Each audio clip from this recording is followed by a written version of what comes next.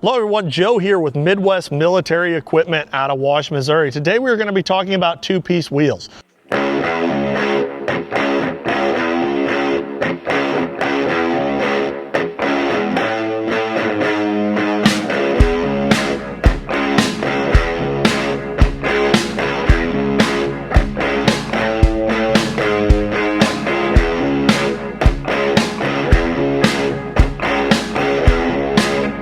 So these two-piece wheels are found on a bunch of different military vehicle applications. And behind me today is actually one off of an FMTV family of vehicles. So if you notice, if you've got a 900 series truck, they have less bolts holding the two halves of the wheel together. What we're going to walk you through today is how you go ahead and dismount a tire on these and mount up a new one, and along with the different O-rings and valve stem applications you're able to do. So right next to me here is a Goodyear 395/85 R20. This is one of the most common tires found on an FMTV family of vehicles. So whether you've got a 1080, 1078, 1083, this would be the wheel and tire that you would more than likely have on your truck. There is a couple different tire variations, but the Goodyear is one of the most common that we seem to run across. This particular wheel already has the CTIS mounted on it. I wanted just to be able to demonstrate the difference with the CTIS wheel valve on with what it looks like when it's removed from the wheel itself. So the CTIS wheel valve is very simple to remove. You have this simple Allen head bolt right here and right here. Go ahead and pull those two bolts. This valve is able to come loose. What you're going to then do is go ahead and unscrew the brass connector that threads onto the valve stem assembly itself. Once that is removed, you're going to get down to just the valve stem, which is what we're going to show you on this wheel next to you here. So as you can see, there's these number of studs that go through the back side of the wheel out to the face side, where you've got nuts that hold the two halves of the wheel together. So going over here, we've got this tire. We've already stripped the nuts off of it. You can see we've got the CTIS removed. One important notation on these FMTV wheels is the notation of the valve stem. So if you notice, these two studs here are shorter, and then the valve stem location is specifically right there. We'll go ahead and take the top half of this wheel center off, just so you can kind of see where we get to on the O-ring itself. So I went ahead and removed this top portion of the wheel. So the wheel, as you can see, is two halves. There's a mating surface of the wheel further down in where the O-ring actually sits. So whenever you break one of these down, go ahead and get it popped off bead. Like in this position right now, I can go ahead and lift the tire up. The wheel would actually fall out, and then we go ahead and lay our new tire right back down on it, and then install the O-ring, which I'm going to show you here in a second. An important thing when mounting and dismounting tires on these military trucks is they do seal with an O-ring to this face here. So we always recommend cleaning, sanding, scotch brighting, maybe some touch-up paint if they're heavily corroded. We have seen some of these corroded. To be able to get that mating surface really clean before you go ahead and put your new tires on your truck. Another important feature is these wheel studs. Sometimes you'll see a stud. These are press-in type studs similar to what's found in the hub of the vehicle itself. We do offer all the studs for all the different military wheels, whether it be a Humvee wheel, FMTV wheel like what's in front of me today. So we do have all those items able to purchase. I always recommend to customers that are doing a whole set of wheels and tires on their truck, breaking them down, to go ahead and purchase a couple extra studs just in case they get one that starts spinning or a nut that's stripped out, just because these studs over time they corrode, break down.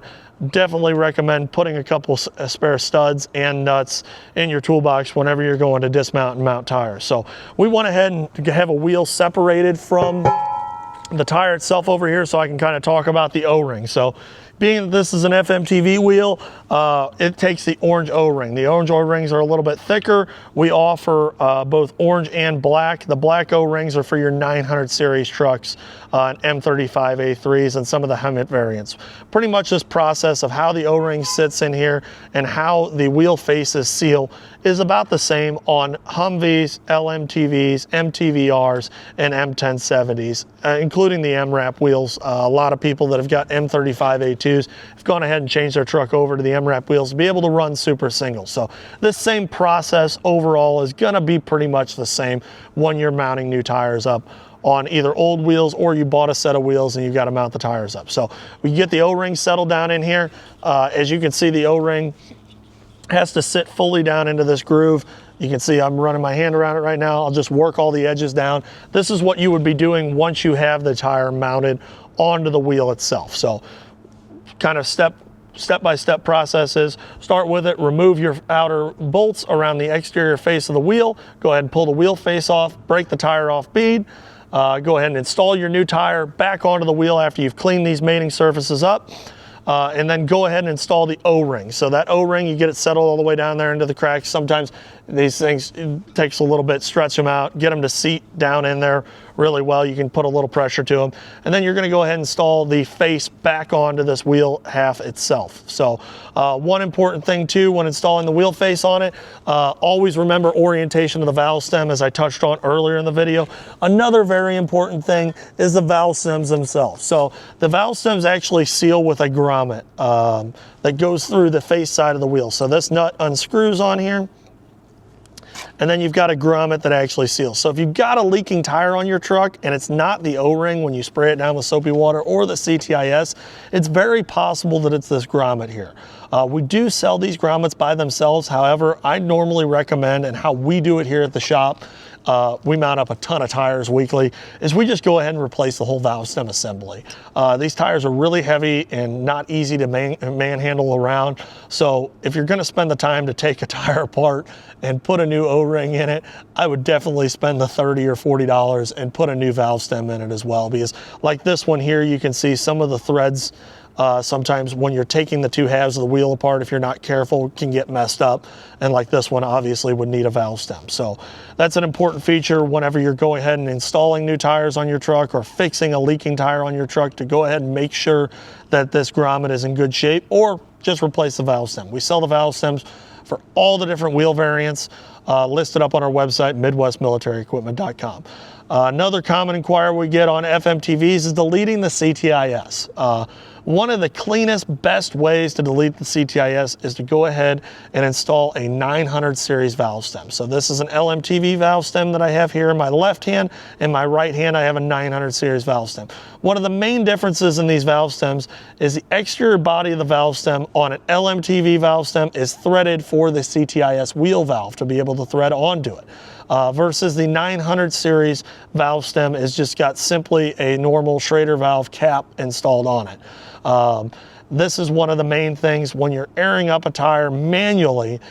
Some different types of air chucks do not like to fully clip on to the LMTV valve stem, versus the 900 series valve stem is identical to any standard over-the-road truck, car, anything like that, where you can just clip on any type of valve chuck very easily to it to be able to inflate and deflate the tire. You can still inflate and deflate the tire easily on the LMTV valve stems. However, some different chucks we've noticed are a little bit harder to be able to get on to the valve stem itself due to the shaft length here being slightly larger.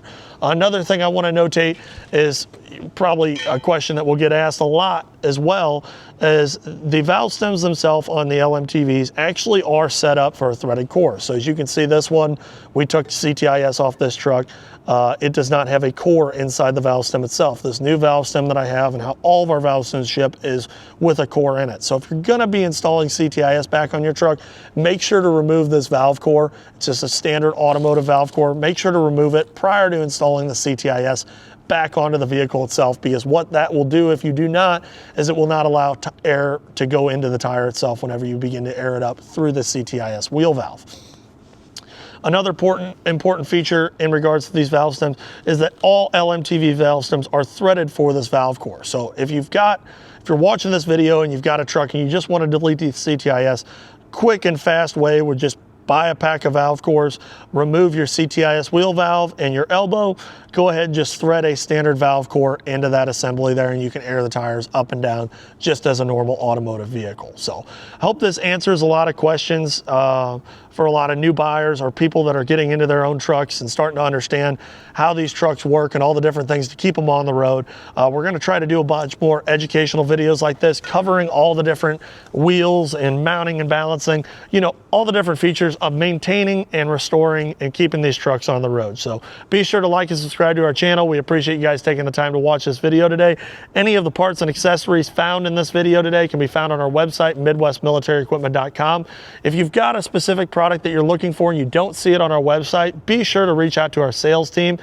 They can be reached at 636-900-9046. Thank you guys again for watching this today.